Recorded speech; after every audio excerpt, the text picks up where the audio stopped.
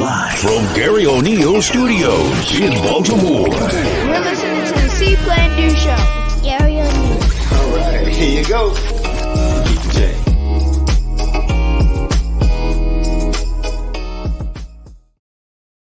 What's up, everybody? What's up?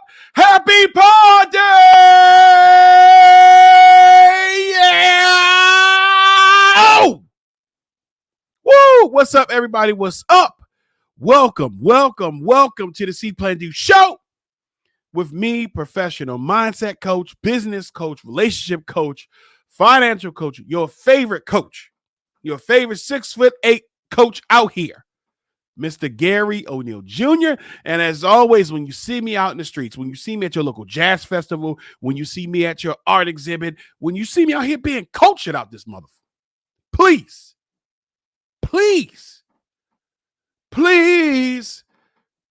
don't forget the Junior. Shout out to Pops. And we have another Power Pack Podcast, Season 5, Episode 18, man. We almost wrapping this up. Season 5, Episode 18, We Own the City.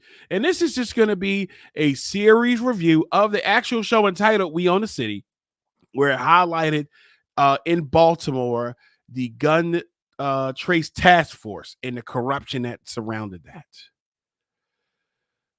Yeah. So I gave you tons of time. Y'all was like, hold up, I need to watch it. I gave you time. I done went past my Tuesday schedule because to give y'all time. I ain't doing it no more. That's it. I'm gonna give y'all 1 week to watch it. You better watch. You better cancel some things. You better use that PTO. You better call out. Flat out. I ain't doing it no more. All right. I got a brand to protect, image to keep up. Okay. Shout out. Let's get to my shout outs. My day one A1 listeners, man. I listen to y'all. That's why I took some time before I did this episode. My day one A1 listeners, my candy corn crew, my OGs, my executive producers who give me thoughts. Somebody just gave me one right now. Matter of fact, it's going to drop next week. All right. My executive producers, my OGs, people that are watching this in the U.S., watching this outside of the U.S., every person who had a chance to say, you know what? Hey, this seems like a cool topic for me to know about. This guy seems like he's pretty cool, knowledgeable. Whatever brought you here right now, whether you're listening, whether you're watching in glorious 1080p or 720 or even 480, I don't care. As long as you get a chance to check out the vibes. Thank you. You could have been literally anywhere in the world, doing anything, watching anything, listening to anything, but you're here with me, and I appreciate that. So thank you. All right. So can we get to our See.Plan.Do? You know, because I'm looking forward to having this conversation today. I think actually moving forward, I think what I'll do is, and you guys can let me know how you feel. I think we're going to start going back to being live on like shows and stuff like that. So if it's a series or a movie, I think I'm gonna go ahead and start dropping them live. So, you know, maybe at night, a little 8 p.m.-ish, you know, put the kids to bed. Let's have a conversation. All right, without further ado, can we get to our See.Plan.Do moment of the week? Absolutely. So right after a brief word from my sponsors, we'll get right to it. Are you looking to get certified in CPR, first aid, or other life-saving skills? Heart Savers Maryland is your premier CPR training facility. Individual and classroom sessions available. Schedule your training at heartsaversmd.com. Each second counts. Get trained today. All right, your See.Plan.Do moment of the week is entitled Process. I want you to just take a moment, whether you're watching this or you're listening, and I just want you to realize that every single thing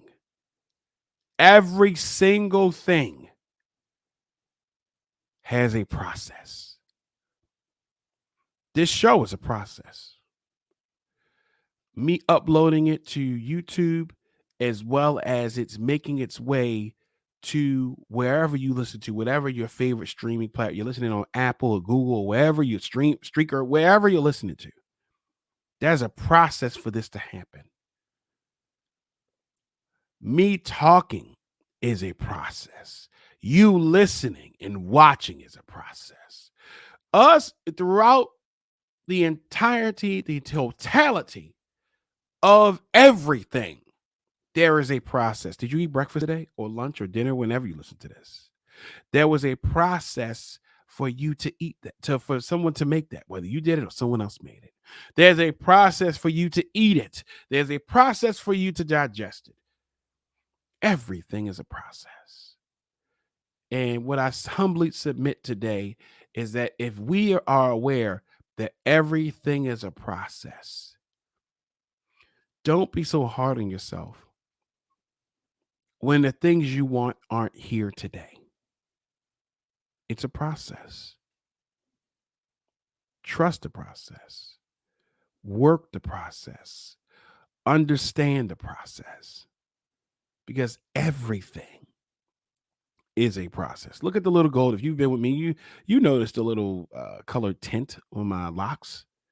Process. It might not have been a long process. Or even if you go back to episode 1, I didn't have my hair long and flowing like this. Process. So if we understand again that everything is a process, then be patient with yourself. Be patient with the process. Trust the process. Learn the process. Understand it. Things are a process. Everything is a process. All right. That is your See.Plan.Do moment of the week, sponsored by Heart Savers Maryland. Get your CPR training in, right? All right, let's move on to our Greenlight Entertainment Song of the Week. Guys, if you are watching this on YouTube or wherever you're listening to, hey, are you liking and sharing and subscribing to this channel? Right? Just take a moment to hit that smash that like button, smash that subscribe button so that way you're always locked in. Okay? I may not own the city, but I own these podcasting streets. Okay? So please make sure that way you never miss anything. That way you're always connected. So in the detail section below, you'll see what the intro song was. You'll see what the song of the week is, and actually look at the playlist. You can follow along and look at all the music that I've been playing throughout that. Okay, but of course, if you're watching YouTube, you know that we can't play that, right? Not right now. Maybe eventually in the future. Okay, so check it out. So right after a brief word from my sponsor. All right, we're gonna get right into our entree. I don't even have an appetizer. We're getting right to the entree. We'll get right to it. Having a wedding, birthday party, or other social or corporate event, contact Greenlight Entertainment today. With our experienced DJs, quality sound, and professional service, we look to make your event the event. Check us out on the web at www.greenlightentertain.com. With Greenlight Entertainment, you have the green light. All right, so let's get to our entree, season 5, episode 18. We own the city. All right. And if you've been waiting for this episode, hey, you know what? I'm not going past my day that I dropped my episode, but I did for y'all because I was like, all right, people ain't watching. People hit me up like, hey, can you hold on? Cool. Because I do want us to all have a conversation. I want you to chime in. But moving forward, what I'll do is for a series or a show or a movie, I'm going to give y'all 1 week to check it out. Okay. But guess what? This is a process, guys. Okay. So season 5, episode 18, we own the city. All right. So let's get into it, man. So HBO or HBO Max. Well, HBO Max is HBO, right? So they dropped a mini series. It was only 6 episodes entitled We Own the City, right? And We Own the City, if you didn't know, chronicles the Baltimore Police Department's their gun trace task force, okay? And it exposed a lot of things, a lot of corruption, a lot of manipulation, a lot of moral issues, and ultimately just the end of the gun trace task force. It was a lot. It was a lot to take in. So I just wanted to just say, hey, you know what? We're going to have a conversation. I want you guys to chime in. You're listening to this. You can go to social media pages. I'm going to make sure that we have a space for us to talk about it, a space for us to dialogue about it. But even on here, if you're on YouTube, just comment in the section before, we can go back and forth. So here's my overview of thoughts. I thought that it was a good series as far as I love the actors. It what now? Guess what? A guy from Baltimore, born and raised, seeing some of the actors that played in The Wire now play different characters was immediate. Initially, I was like, "What is going on here?" Right? So if you watched it and you saw the actor who played Marlo on The Wire now to play Detective Suter, I was like, yo, what is going on here? Right. But ultimately, I did like the series in the drama that it was. It was I think the acting was great. I think how they put it together was great. I thought it was good. I thought it was good because if you watched it, if you didn't really know, you probably in the first episode did like Wayne Jenkins.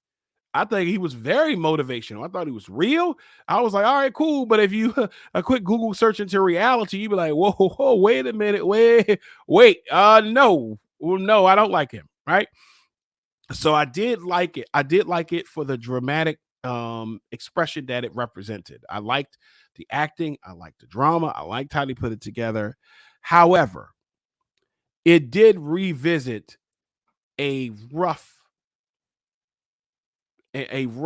and a problematic circumstance that happened, an event that happened, and this, all these things that happened, and it just sort of, I'm pretty sure some people were re-traumatized by this, and just the fact that you're watching it and then you realize like, yo, this was real, because when you're watching the show, like if you weren't directly involved, like it's like, oh man, this is crazy. But then when I realized that, yeah, I remember watching TV and they had all these different officers that they were locking them up. I didn't really do a deep dive then, but now watching it, and then of course, you watch the show, you go back and you start researching it. You start looking at the real people. You're like, yo, this is crazy. So I liked it for the dramatic expression. Unfortunately, it just probably reopened a lot of stuff for people, and the fact that this was real, right? And that's just really disappointing at the end of the day, is that this was real. This isn't just The Walking Dead or some type of, Moon Knight or something like that, where it's like it's not real. This was real, and this really happened. So, it's unfortunate to see that. All right. But I did want to just share my thoughts. And again, I love for you guys to chime in and tell me what you thought. Right. But I only have three main components that I want to talk about, three areas I wanted to talk about. So the first thing is corruption. Corruption is real. Right now, if you look at the show or even experience it in your workplace or environment, corruption will always be a thing as long as there are certain things that are present, right? So if just strictly just talking about the show, poor leadership. From the tippity top to mid-level management, all of it was poor. Whether you had the commissioner saying his hands were tied, you had the mayor, their agenda was pretty much about money and where it was coming from, or different people's agenda. Poor leadership always creates a problem. And that's clearly we see that. Poor leadership, man, is always a problem. Lack of accountability. All right. How many times okay, so there are two instances at this point. It's a spoiler alert, but if you ain't watched it, you need to go watch it or pause this and come back to it. Think about when Hirsch first got pulled up because he assaulted that gentleman, right? He said, he bumped him and stuff like that, and he heard him hit him in the head. For one moment, when he attacked that gentleman, and then they pulled him up in the office, and he was a little nervous, that's when he could have understood or been exposed to real accountability. But you know what they did? Moved him, promoted him, and then he wound up being on the task force. So lack of accountability creates these monsters. They create the monsters. And that's not just for the series. That's just in real life. When you need to have two things constantly: support and accountability. Support meaning I talk to you, we could talk about it, we could understand it. Accountability means something needs to happen if this happens. You don't even have to go that far to realize how that works. Go ahead and think about your bills right now. If you did not have to pay if nothing was to happen, if you didn't pay your bills, would you pay your bills right now? Huh? Would that mortgage get paid? Would that utility bill get paid? Would that car note get paid? It is not to say that people don't drag their feet, because financial things are financial things. But I promise you, if I didn't have to pay a car note, I wouldn't pay it, or nothing would happen. Maybe my moral being would say, now I need to pay my obligations. But what? If your utility company sends you a turnoff notice, I bet you get your butt and gear to take care of it. So lack of accountability. We did not see people get held accountable until the end. And now we see FBI agents, they're wrapping people, wrap Wayne up, they lock these people up. Lack of accountability. Even when the supervisor rolled onto the scene, and you're thinking that, hey, he's gonna solve situations. Nope. Nobody was held accountable. No one was held accountable. A corrupt agenda. See, Wayne and the task force, they had an agenda, but it was corrupted. The city had an agenda, but that was corrupted. Think about this. When Wayne said that, hey, I'm going to leave because he felt, the heat was too hot. When he was going to leave and go push paperwork, what did they say? Oh, you're getting guns off the table. You get guns off the street. You're doing the work. People are not going to be happy about this. So instead of realizing that, hey, man, there's problems, and trying to do the right thing, their agenda was corrupted. So if all I care about is this, then I don't care. If I only care about getting guns off the table, getting guns off the street, I keep saying guns off the table, putting drugs on the table, getting guns off the street, and that's all I care about, and that's what all I tell you about, then guess what? Then that I'm really actually telling you have means to do whatever you want.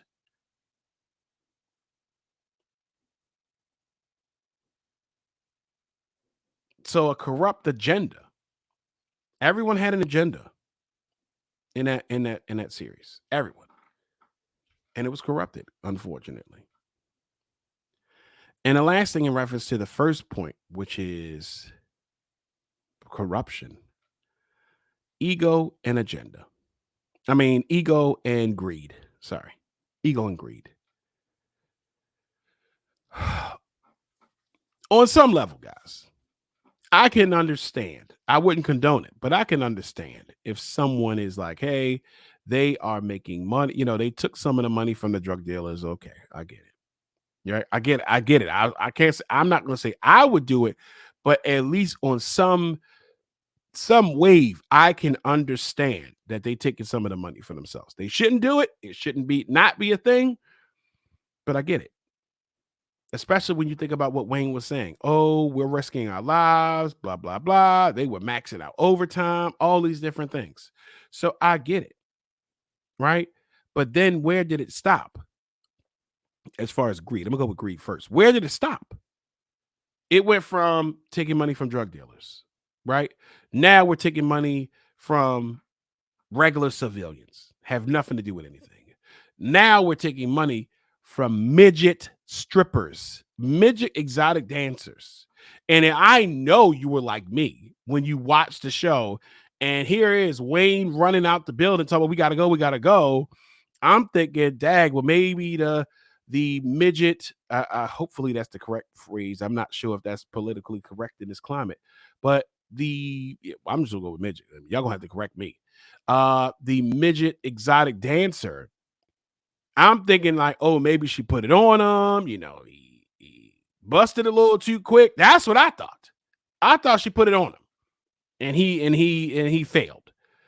When he pulled out that money that he stole from her, that's when, just like if you go back and look at that episode, and the guys in the car start looking at each other, I was like, he's wild. Now look at the progression on how greedy he got. Not only were they taking money from drug dealers, they're taking money from civilians. They maxing out overtime. They're stealing drugs now. All these things start getting greedy. They start stealing from themselves. Greed is a disease. And there was no accountability. There was nothing to stop anybody. And ego. When you think about Wayne, and I'll talk about that in a minute, the ego that these guys had that, oh, hey, we own the city. Remember, if you recall watching it, when he did this grand speech about, hey, we're responsible for this, we're in charge, we're putting guns out of people's hands, we're responsible for all these things, we own the city. He really believed that.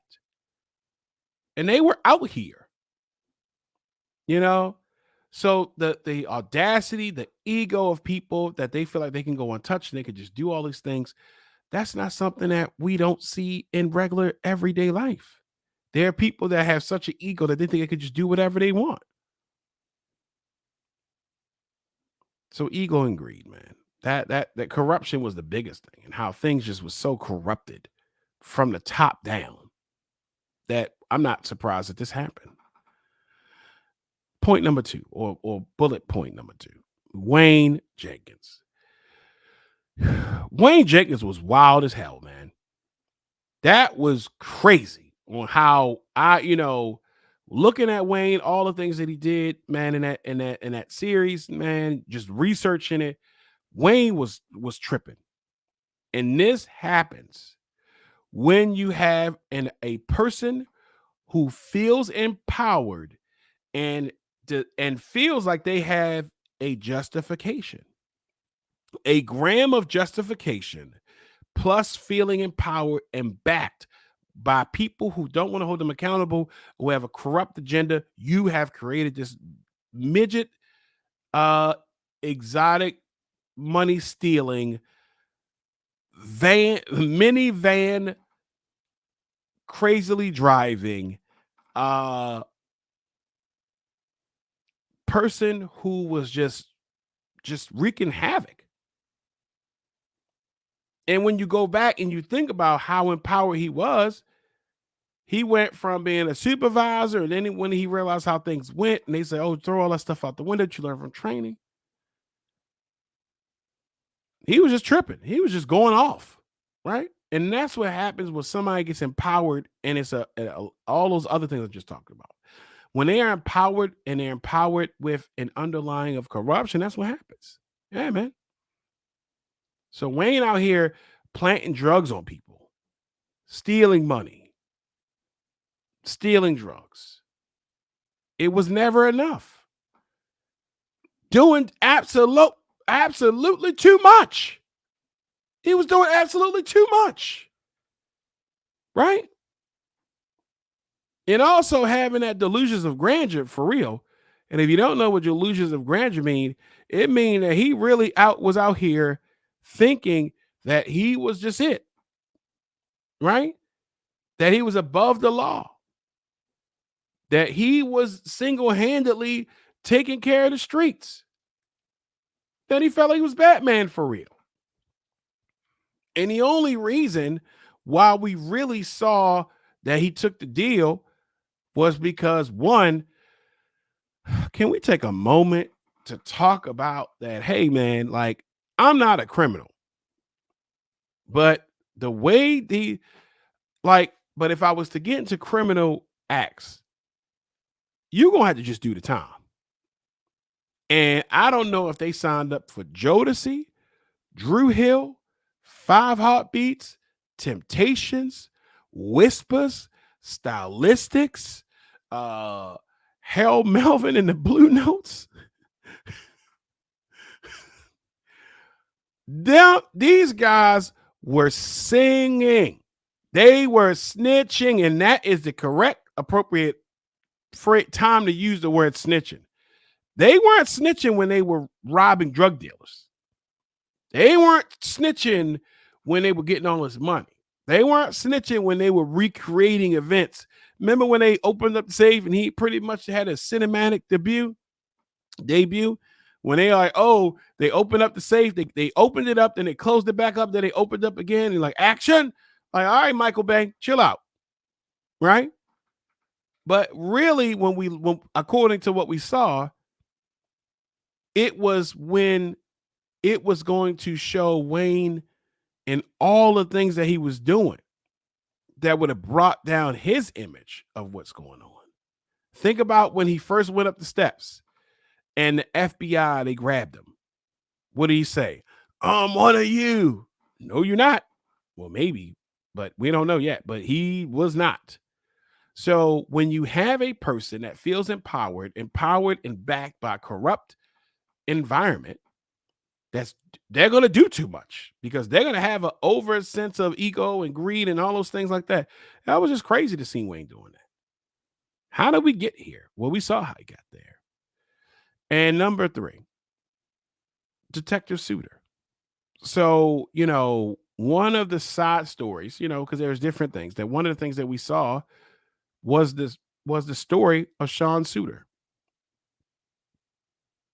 who was on the gun trace task force, who then wound up going to homicide, right? He wound up being in the homicide department, but he worked with Wayne and he was exposed to a couple of things. Remember in the scene, there was the money that he found when they went through the car wash. And then he was also involved when they planted evidence in that. Remember when the car chase, and ultimately what happened was there was an accident, right? And the elderly person got killed, which was really heartbreaking because that was real. So here it is. We see Detective Suter. Now he is in homicide. All these things have went down with the gun trace task force, and we start seeing him get nervous, shaking, can't even drink his coffee, pacing back and forth. Man, he's losing it, right? The pressure that we see from the lawyers, they're saying, hey, you need to come to court, you need to talk, stuff like that. Hey, you're not going to be investigated, but you seem like you are going to be investigated. All these things happen, right? All these things happened. And we see the tense, we see the amount of anxiety and tense in every, leading up to what happened. And now we see Detective Suter lose his life. Now, of course, if you've been following the story, there are some people, a lot of people that are saying, oh, no, that Detective Suter killed himself because of what happened. And there's a lot of people who said Detective Suter was shot by an assailant. Now, in the series, you don't see the person, but you do see him, creating a persona that it is. It's really up to you to interpret it because HBO doesn't, you never see a person, but you see evidence that can go for and against the idea that either Detective Suter killed himself or Detective Suter was shot by an assailant that we do not know. Now, for me, it really goes back to, a couple of things. So the idea of, let's go with the situation on the agenda on why he would kill himself. Currently, he was going to be on trial, right? He was going to be on trial.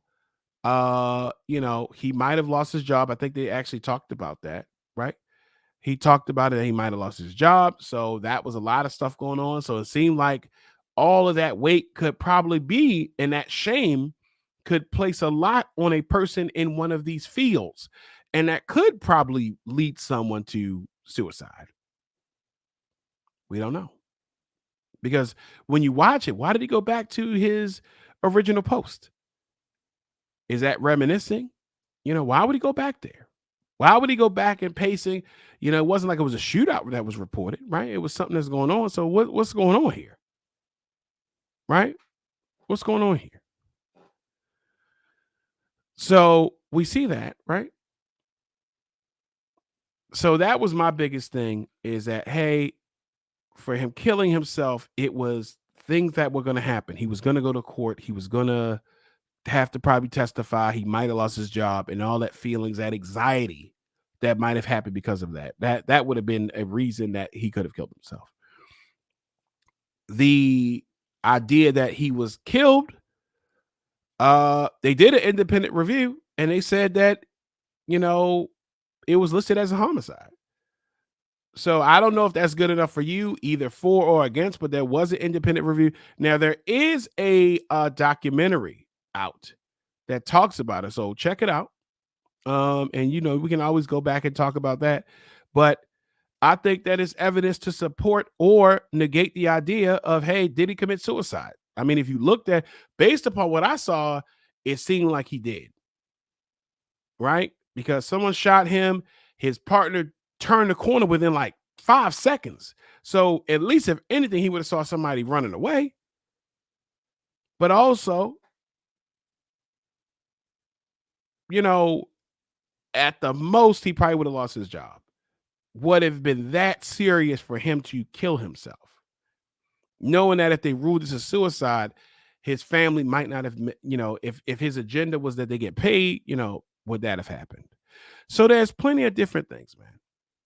You feel free to chime in below. Do you think he killed himself? Do you think he was killed? Who knows, man? No one was there. You can only go off of what the independent reporter says. And guess what? If you are in a situation where there are reporters or reviews, those things can be manipulated very easily. Right? So, ultimately, it's to watch the video, to watch the series, to look at the police corruption, to look at the corruption that came from this task force, to see that they were just terrorizing situations here is a black eye. To see, of course, dramatization, to see how how they depicted the commissioner, how they depicted the mayor and their agendas, and how, we need help here. I'm from Baltimore. I live in Baltimore. The idea that we're averaging 300 murders consistently, regardless of who is here, regardless of who the mayor is, that's staggering.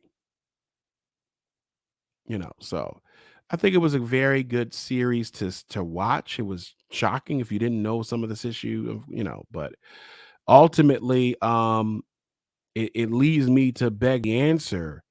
Well, who does own the city? Last time I checked, the city should own to the people, but who owns the city? So hopefully there, I know that recently you start seeing that like some of the people who were victims are getting money from this. Hopefully we can start seeing some type of change, some type of accountability, outside of just sort of putting band-aids on knife wounds or gunshot wounds. But I did like the series. It made me wish that The Wire was starting back up. They actually could have put that as a series. That could have been one of the series for The Wire, but then they would have had to have Suter be somebody else and not Marlo. And they would have had to have other people not be them, like in the movie. I mean, in the series. But let me know what you think, guys. Let me know how you feel, what your thoughts were, what you saw, maybe something that, hey, I didn't point out that you wanted to point out. Let me know, man. Let's have a conversation about this. Let's have a conversation. All right. That is the end of the show, guys. Hey, look at that. That's the end of the show. You can catch out each and every episode weekly. All you got to do is check out the website, check out the social media pages. I'm here to drop them hot, fresh, and ready. All right. If you want to be a guest on the show, if you want to promote your good services, you want to be a part of the show, you have something to add, please let me know. Shoot me an email, shoot me a DM. You could comment, let me know. All right, let's work it out to get you on here. If you want to be a sponsor, all right, you see we have amazing sponsorship packages and opportunities. Let me know. And as always, guys, thank you for being a part of the show. You are the best part of the show. So until we see each other again, because we're going to see each other. All right, it's summertime. All right, summertime. But we're going to do it in respectfully and within social distance. All right. Until we talk again, because I know you guys are ready to talk about this. All right. And until we share those special moments again, always remember, guys, see what you want to do, plan it out, and simply do it. All right, guys.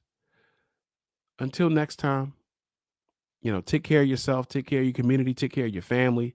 And one of the things, one of my friends, his name is Nate, he says that every time we talk, every time we're around each other, because he's a part of the community organization that I'm a part of, he always ends our conversations, whether it's Zoom or phone calls or even just being around each other. And he says, stay encouraged. And in the spirit of that, I simply ask, wherever you are, whatever you're going through, whatever you're feeling, what's on your mind, just simply understand it's a process and stay encouraged. All right, guys. Till next time. Bye.